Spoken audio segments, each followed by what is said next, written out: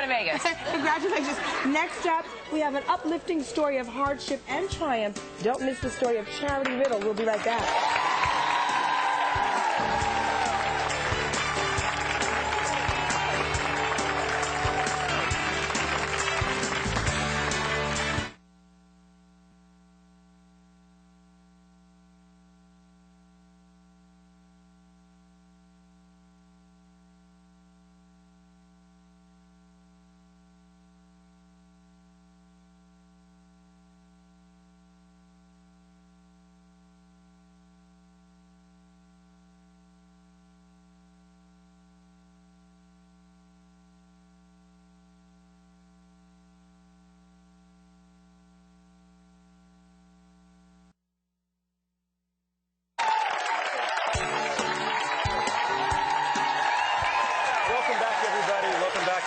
What would you do if your doctor told you you would die unless you had your arms and your legs amputated? Well, that's exactly what happened to aerobics instructor Charity Riddle, and she's here to share her remarkable and inspirational story. Please welcome Charity Riddle to the show. Welcome, Charity.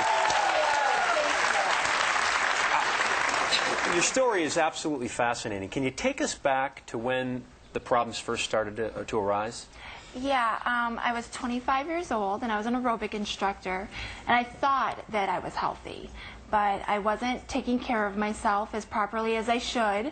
I wasn't getting enough sleep or eating properly, and I lowered my immune system so low that I got the bacterial meningitis. Wow. That's unbelievable. And so your health before that was fine, and then you just started feeling run down. You caught a cold. Yes, that's all I thought it was. I just thought it was a cold. I had a sore throat, and I was just feeling really run down.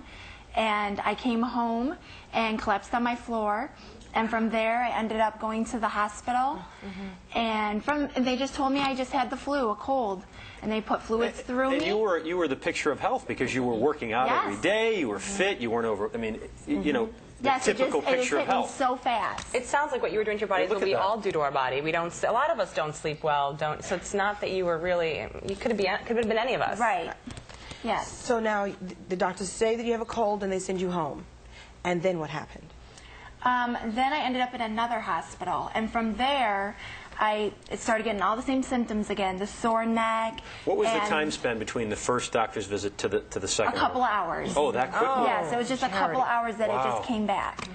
And so then I ended up in another hospital, and all I remember is pretty much walking through the hospital, and from there I don't remember what happened, but I had a spinal tap done and found out that I had the meningococcal meningitis, which is the rare but deadly disease that not many people survive from. And then what did they say to you from that point on? So you know you have the disease. I ended up in ICU, and I was on a ventilator, unable to speak. And from there, the doctors had told me that I had to make a choice of my arms or legs to be amputated. The doctors told you, so not your family? No, it was the doctors. And it was the third time and you nodded because you couldn't speak. Right, I can't speak, so I just shake my head no, like I don't want my arms and legs amputated, you know? And so the family's like, we're not going to have this. We are going to go in there and ask her, because she's a strong girl. No, because they were basically asking you, do you want your life or do you want your limbs? Exactly, and that was the choosing to live. Right. So then your family came in, and you're forced with this ultimatum. I mean, this is, we hear of ultimatum. This is a big one. It's a big one. What's running through your mind at that point? Complete confusion. Right. Yes, that, not really sure of what was going on. And knowing, after my family told me, it was pretty much, arms and legs amputated or I was not going to live.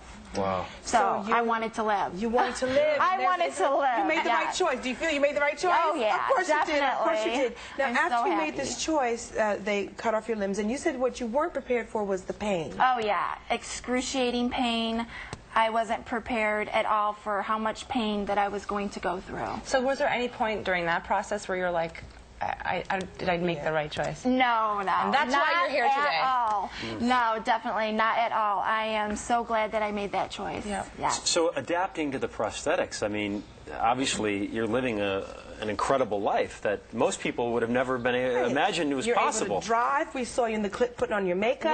Yes. You're engaged. I mean, you have a full, wonderful life. I was just going to say, how difficult was it to adapt to what was Kim was doing? Yeah, it was really hard to learn how to do the prosthetics, but I just kept a positive attitude about it, and I had all my family support and love of, you know, just, Charity, you can do it, you know. How long did it take you to get used to them? Oh, it took a little while. At first, when I first got my prosthetic arms, I only wanted to wear them for like an hour, and then I'm like, get these off of me. But And life has pretty much gone very well for you. yes. You're engaged, I hear? I am, yes, to a lovely man. Also, you have an interesting way that you deal with people staring at you, because people will stare. Yes. And how do you handle it? Well, at first, of course, you know, it was kind of hard, but now I like to smile at them. You know, they're just staring at me. I smile at them and like to go up and introduce myself. Hello, I'm Charity. You know, what's your name?